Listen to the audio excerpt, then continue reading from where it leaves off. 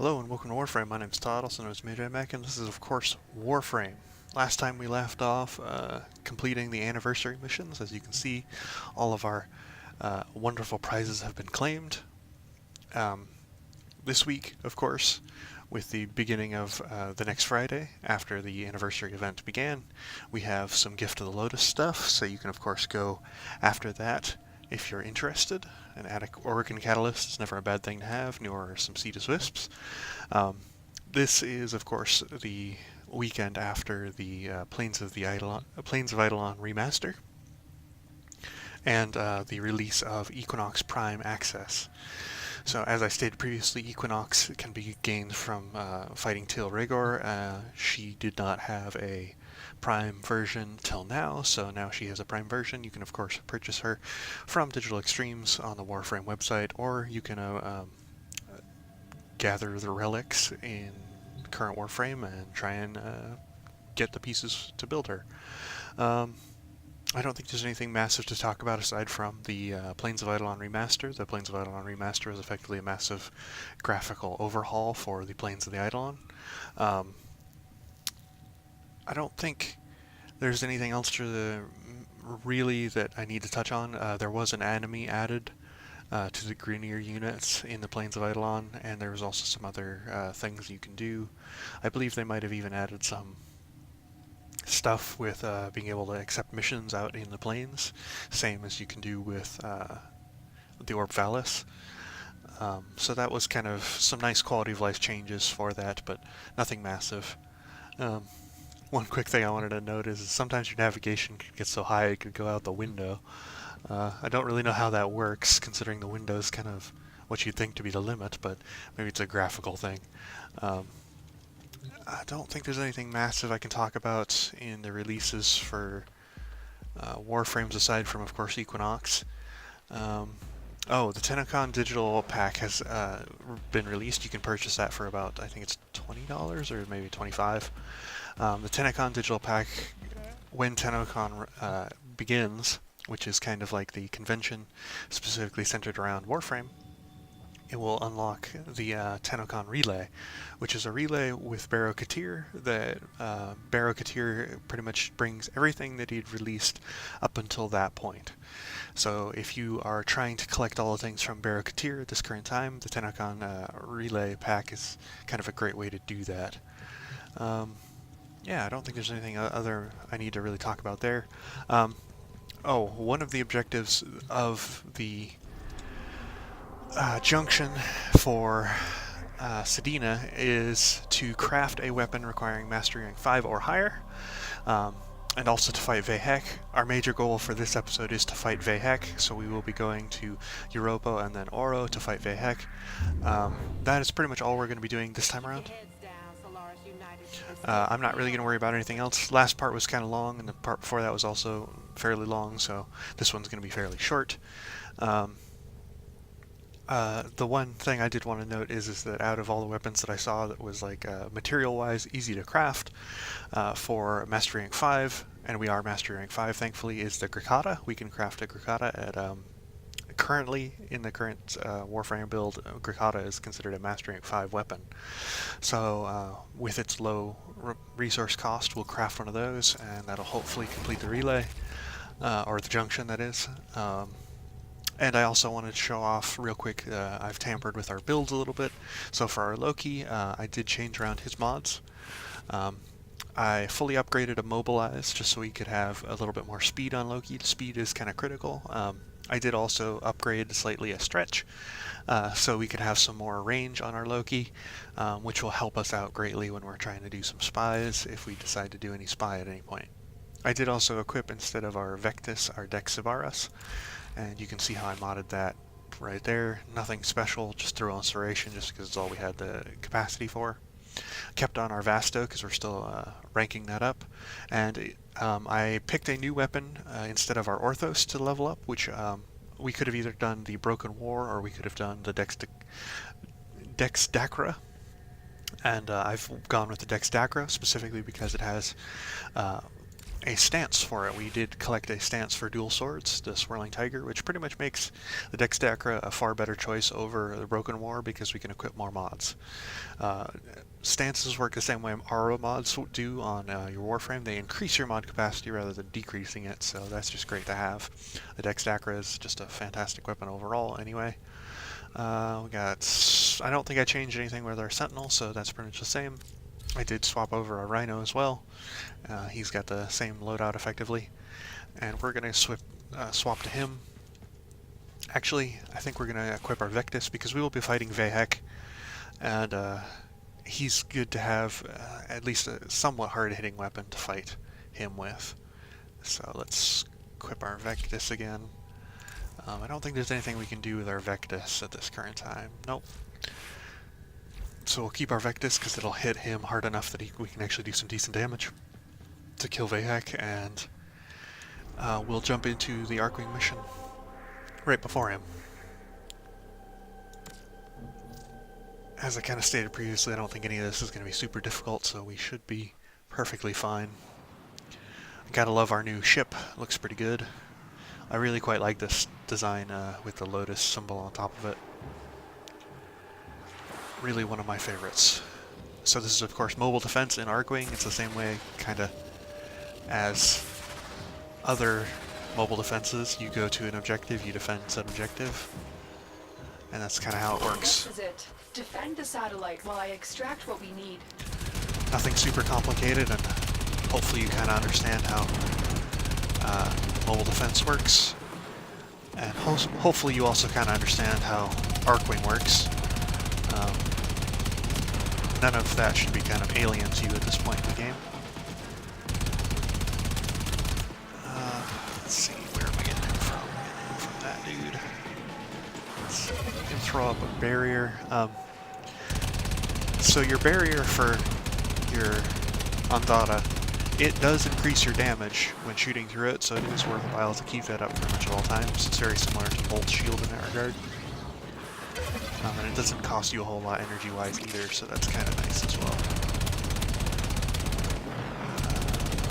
Pull these guys up.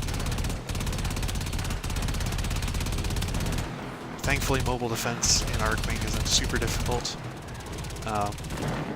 because of the enemy trackers. There's markers, of course, on all enemies. They've got the red little markers that you can kind of see that I'm facing towards. So it's relatively easy to kind of spot them at long distances even, making it relatively easy to notice when the defense objective is getting hit, just because there will be enemies around it. I have the data. Move on to the next target. The surveillance data is heavily encrypted. It should be noted that you can fail. You can, of course, fail these mobile defense missions, but that's not either. That's neither here nor there, really. Not something you really have to worry about.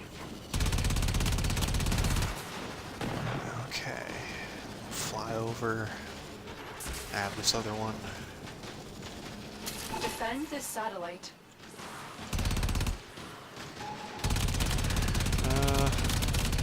Yeah, so some minor updates to Warframe.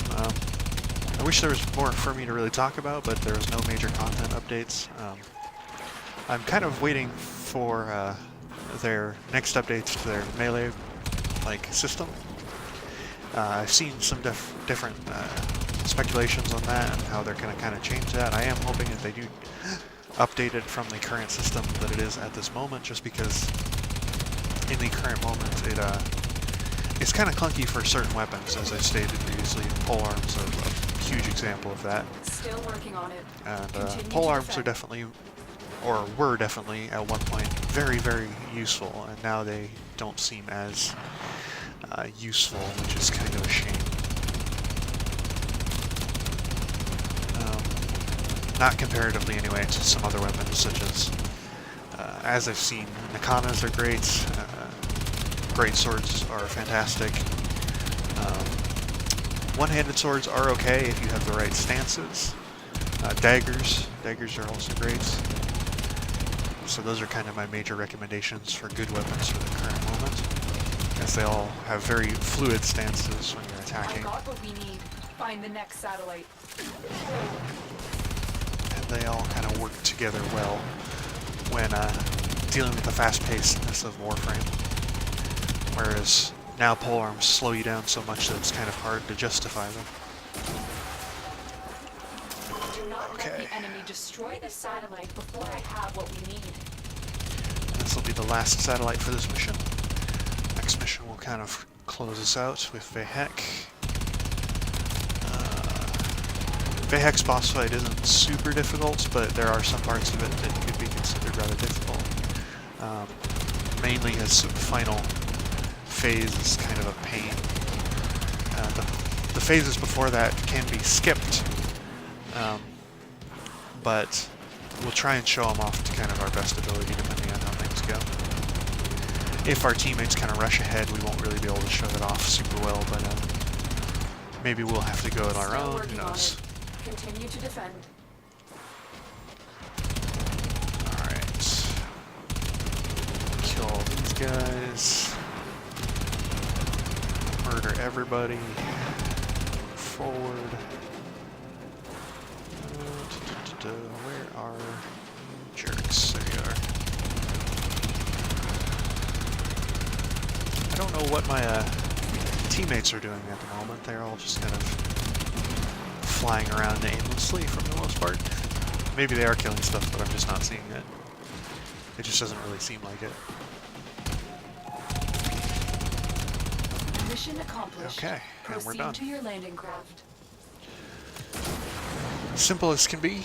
Definitely not hard in any right. We gotta get up to this. I think we're in extraction right now. It's kind of hard to tell. Let's see. Yep. If our teammates want to get over here at some point, maybe they're farming something that I don't know about. Would like to leave at some point, though.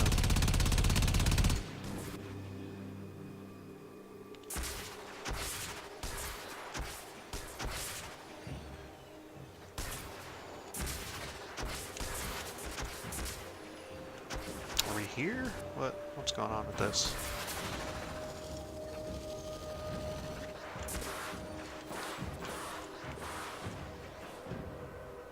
Is this bugged? This is quite strange. I've never seen this happen before. It's not allowing us to extract. Not sure what.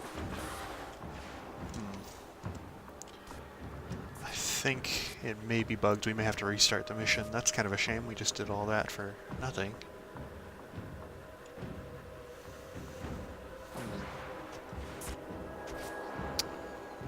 Okay. Well, no point in sticking around if it's not working, so let's abort. We'll jump out of that mission. We'll try and jump back in, I guess, and do it again. Quite a strange bug. I've never seen that one before. Getting to extraction and not having it work properly. Oh well. We'll just jump straight back in and try again.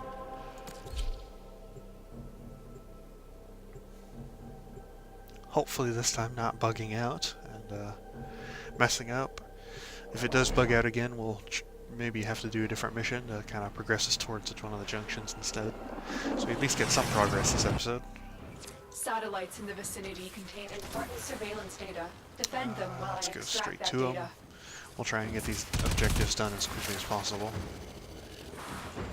Maybe there's a problem with waiting around previously, I don't know.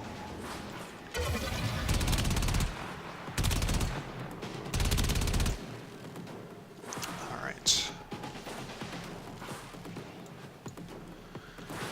Thankfully, when you are only a single player, they do reduce the amount of enemy spawns for the fact that you are just a single player, so it's not so bad having to fight them all off. At least I believe they do. Maybe they spawn them far away, I don't know. Never had a problem with getting overwhelmed by the amount of enemies with only just one player in our Arcwing missions. So that's just why I'm making that inferral. But I can neither confirm nor deny whether or not that's the positive 100% truth. I kind of hope it would be, though, because if it isn't scaled at all for a single player, that would be kind of harsh. Would also be kind of ridiculous considering the basis of Warframe is all about working together with a team and all of that. Okay.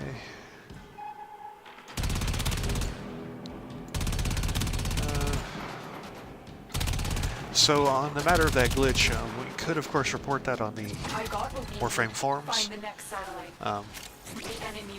So when running across that sort of bug, you definitely want to report that thing, especially because it's a what they term a game-breaking bug. It's something that breaks the capability to complete your mission and also complete a major kind of buy point in a junction.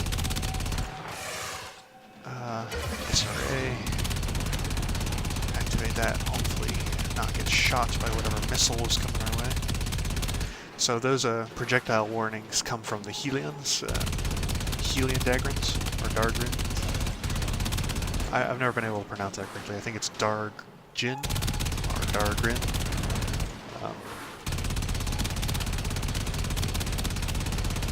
Not 100% on the pronunciation of that, but regardless, it doesn't really matter. Continue to defend. Mostly a foreign language that is in a video game. You can pretty much just call them air segways if you really wanted to, I guess. Let's go collect up some energy from some of these dropped pods here. Activate our shield. Give us a little bit of breathing room so we can activate disarray if we need to again. Which we do. And it's good to go. I believe that your shield, your one ability for your Ondata, does intercept those projectiles. So even if you just have that shield facing towards your enemies, you should be okay. But I'm not 100% if it protects you against all splash damage. Would definitely protect you against contact damage, that much I know. Haven't run across any massively difficult enemies like some of the bigger Grineer enemies. I don't remember what they're called. They're like the like robots with arms. I can't remember their name at this exact moment. But this is just a level 6 mission, if I remember correctly, so kind of acceptable. Dreamers. One of our own believes they are the equal of our foe, and baby, they are acting like it. If we can kill enough enemies, we could actually manage to get some Nightwave rep, maybe get our first level, because I think we're only 2,000 away last time I checked, if I'm not mistaken. So as you can see, the Nightwave kind of objectives are actually quite a nice addition when you're just going through missions, kind of progressing. The only problem and complaint that I've seen from them is that they don't really add any new content, which I do kind of agree with, but at the same time neither did alerts nor the kind of mini objectives that the game previously had. So that is what it is. Mission accomplished. Proceed to Alright, let's see if we can extract this time. I'm hoping we can, but we will see. Come on, and snow. This is a very, very unfortunate glitch. I'm hoping that they get this fixed soon, at least by the next part.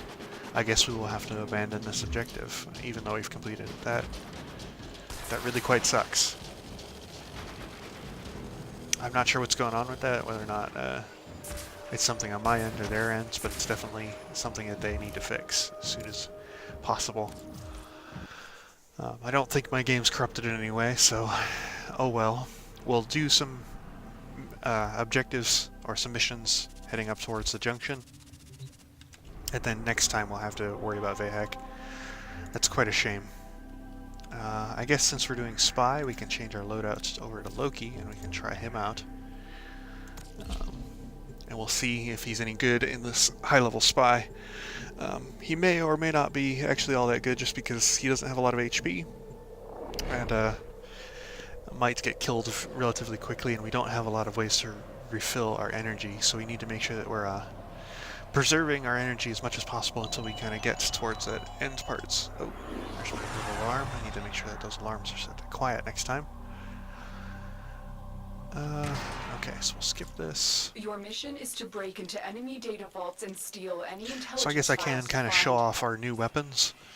Our Dex Sabaris is, of course, a burst fire weapon. Same as the normal Sabaris. It's fantastic. It's high damage, really effective. These are, of course, our Dex Takara, which are dual swords, and they do have a stance. We kind of didn't want to set everybody off, but I guess shooting our gun wasn't really the best idea if we didn't want to send anybody off. We do want to shoot that, though. Kill that guy. We're not doing a massive amount of damage with our Dex Takara just because of the fact that we haven't fully modded it yet, of course. But we will be able to fully mod it once we kind of progress a little bit with it and rank it up. Let's throw down that guy. Oh boy. Might be best for us to just run. Not worry about any enemies. Just get to our objectives as fast as we kind of can. We might want to pop open some containers as well to see if we can get some energy, health, that sort of thing. We don't want to stand next to the explosive barrel.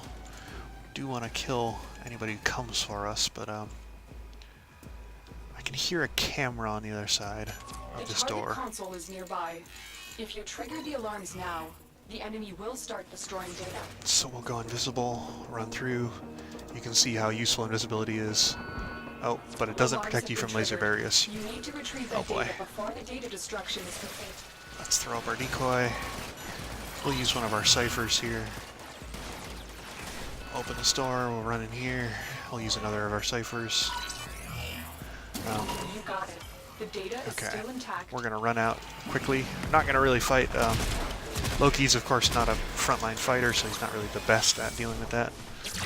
Oh man, freaking heck. And we're dead.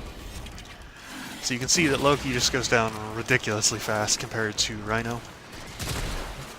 Of course, we've got a ridiculous number of enemies coming after us now because the bloody alarm's been set off already. Nothing we can really do about that. We could kill these guys at least, I think, if we have enough damage. We do. Oh man. Even the little Rattels are doing enough damage to really take down our shields, which is massively unfortunate for us. It'd be far better if we had at least some sort of defense, and if it would bloody give me an energy orb.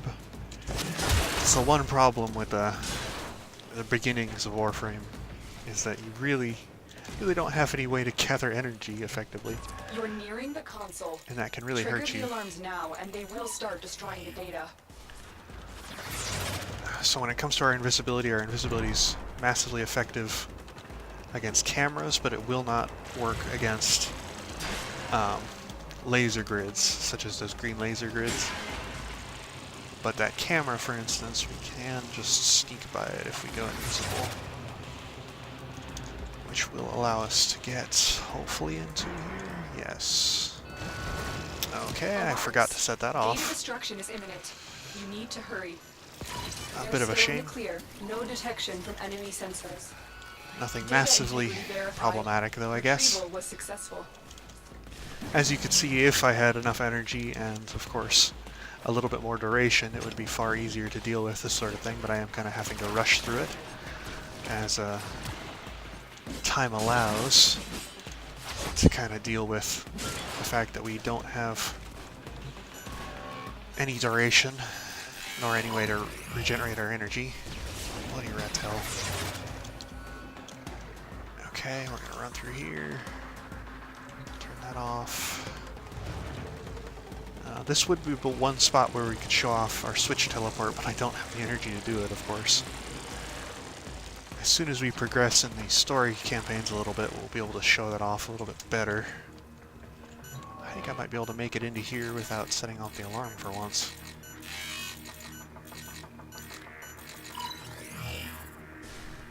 Let's see, do we have a camera on us? I don't think so. Yep, we can make it in here and deal with this without setting off the alarm, which is good. And there we go. Data extracted. They won't even know it's gone. Open all the lockers. As you can kind of see, Get to extraction. the one major benefit of using a frame like Loki is that you are so mobile that you can run circles around your enemies, and they can do almost nothing to stop you. So that is in itself quite nice. But if you were trying to actually kill enemies and deal with that sort of problem, you'd be completely out of luck, as you just don't have the survivability to be able to keep up with that until you buff up your invisibility timers. Oh, we got thermite rounds. That's not too bad. We can throw that on some of our weapons. Maybe even our Vectis, to give us some radiation and some extra status chance. So of course electric damage and flame damage becomes radiation, which is quite effective on certain enemies. Okay, so we use Loki and that spy. If I had more energy and more duration, we could kind of show him off a little bit better, but I couldn't really show him off too great. So we're going to do Regina on Rhino, and we're going to see if we can finish that, and I think we'll call it an episode. I really would have liked to do Europa and kill Vahek this time, but guess I'm not going to really have the chance until next time. Next time we'll probably do Vahek and the relay in conjunction with each other, and that'll be our part. Okay. There is a prisoner here that is vital to our operations. Search for the holding location. You could potentially justify Loki as a good pick for rescue, as you don't necessarily need any sort of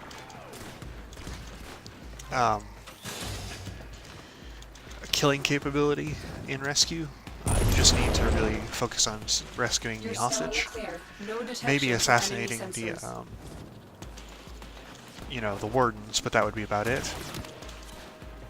Overall, though, I much prefer to have a frame like Rhino in just about every situation, as dealing with enemies is pretty much always going to be a foregone conclusion in almost every mission.